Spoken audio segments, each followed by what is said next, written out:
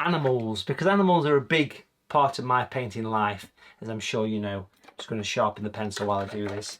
And I teach these virtual workshops which teach people how to sketch animals. And I think that people are always quite surprised how straightforward they actually are to sketch in. And what we'll do is we'll take a look at birds. Let's talk about birds. I do like painting a good bird. Let's do something like a robin, something like that, the classic English robin. Now, we'll do two different versions. We'll do one looking straight on and one to the side. First of all, the one to the side. What you do is you sketch in a bit of an egg shape. Do it quite large, so a bit of an egg shape. Notice how free that is. It's not precision by in any means. And we'll do another one at the top. Looks a bit strange, but that basic shape you can turn into a bird by simply following the pencil, putting slightly more pressure on here, and of course that becomes part of the wing. It drops down to almost a point, but you're following that original line. We'll pop in the wing here. There's the wing, and then we've got the underbelly, which comes down. Again, it follows that loose sketch.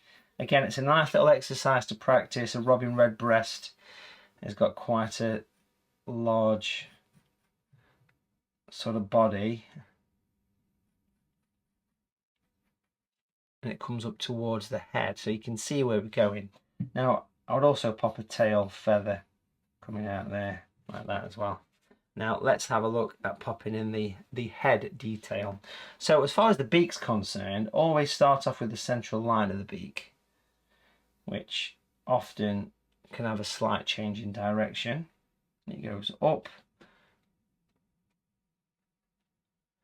and then it nicely comes to a point, because obviously birds spend half the time rummaging in soil or insects and various things. So there is not a lot to think about with a beak. It's just a pointy object with a line down the middle, if we're keeping things simple. The eye is normally just to the side, quite large on a robin, with a little point either side, like so. Perfect. And then we can sketch in a bit of detail. We can put a little bit of the marking that comes around the back of the eye here. It just helps. This is the area of the red breast, if you like, on the robin. I'll pop that in there. We can pop little shadows underneath the wings here, because that helps to give a sense of detail. We can pop some lines coming in. Like I say, pencil lines are quite important to your sketch. I think people often think that they're not, but they actually are. So because watercolour is pretty much transparent, having that nice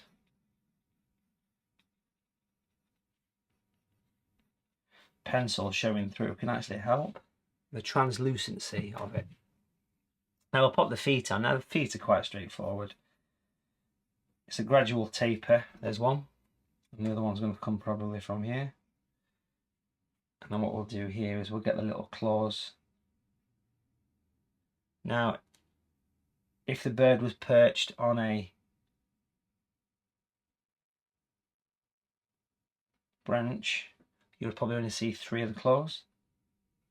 Robins have quite vicious claws because they're only small birds. These are the English robins, of course, but they're quite, they're quite sort of powerful things, really.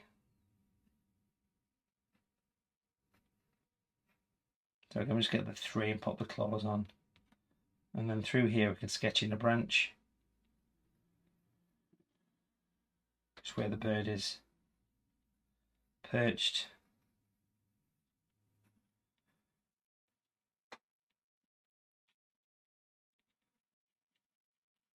And then again, using something like a putty rubber, it allows you to lightly remove the internal squiggles. But there you go.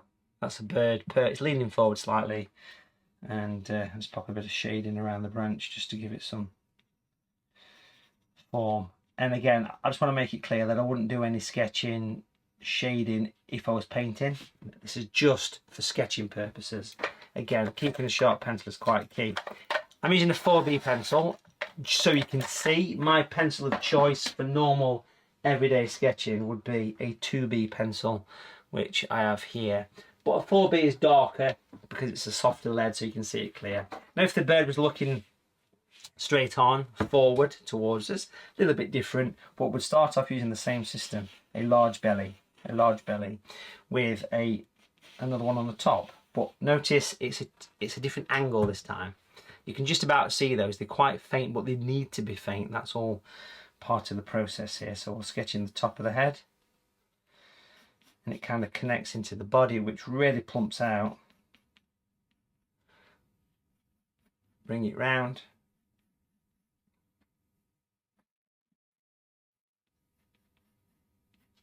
Okay, now at this particular point I'd pop in the beak, which wants to go in very similar. So on a robin it kind of goes up and then it kind of comes down, but pretty much identical to what we've just done.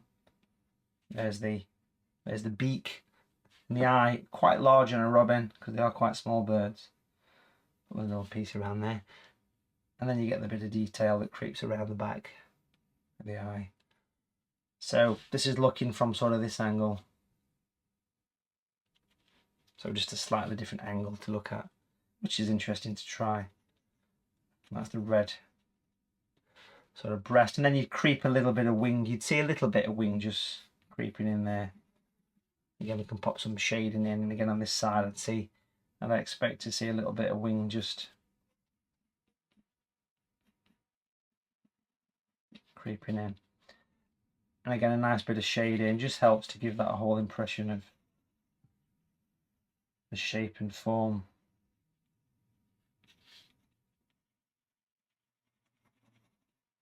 Now as far as the legs on this one, would go pretty much identical, but would bring it down like that. So you get that sort of width, and you'd get a slightly different claw from this angle. So there's always the main sort of central claw. Right, so within those vicious robbing claws, they are quite vicious things. They do look quite powerful items there, but the paint obviously does a lot of the work on these sketching, so just obviously bear that in mind while I'm sketching this in. So I wouldn't normally go to this amount of detail if I was painting. Get a branch coming down.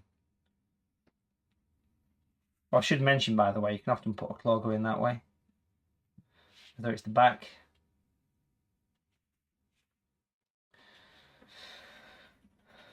Put a bit of shading work in there, but there's a robin looking face on. So a perched robin just about to take off, and one looking square on there. And that's basically it. Now, you would see a little bit of the tail feather creeping down the back as well. They're quite long on a robin. And that was basically how to sketch in birds. And that same logic would apply pretty much to any bird, whether it's a kingfisher or, you know, a robin or a garden bird or something a bit more exotic like a macaw. But if you have a look back on watercolour TV at some of the lessons, you'll see some birds on there.